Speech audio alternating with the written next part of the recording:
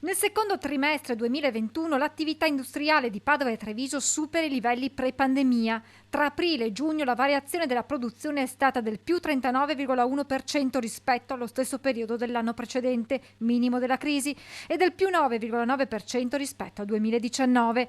L'analisi è quella di Assindustria Veneto Centro, che punta i riflettori anche sui settori che hanno permesso questo record produttivo. Il ritorno importante della domanda interna, più 47,4%, e della corsa all'export, più 61,8% rispetto al 2020, soprattutto extra UE. Il balzo degli ordini sia interni che esteri anticipa che tale contributo continuerà anche nei mesi estivi.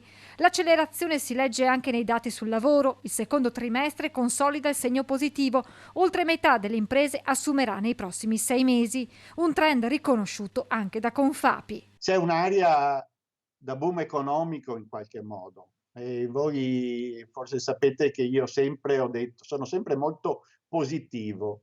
Le previsioni di crescita del PIL nazionale che erano più o meno al 4%, ora arrivano come previsione almeno a superare il 6%. Nonostante l'eredità pesante della pandemia, dichiara Leopoldo Destro, presidente di Assindustria Veneto Centro, il sistema produttivo di Padova e Treviso ha ripreso a marciare con ritmi senza precedenti anche nei mercati esteri. Alla luce dei dati possiamo finalmente dire che la produzione industriale è tornata oltre i livelli pre-pandemia, ma non dobbiamo abbassare la guardia. Preoccupano nuovi rischi legati alle possibili varianti del contagio e altri fattori di incertezza, su tutti i rincari insostenibili e in alcuni casi la carenza di materiali.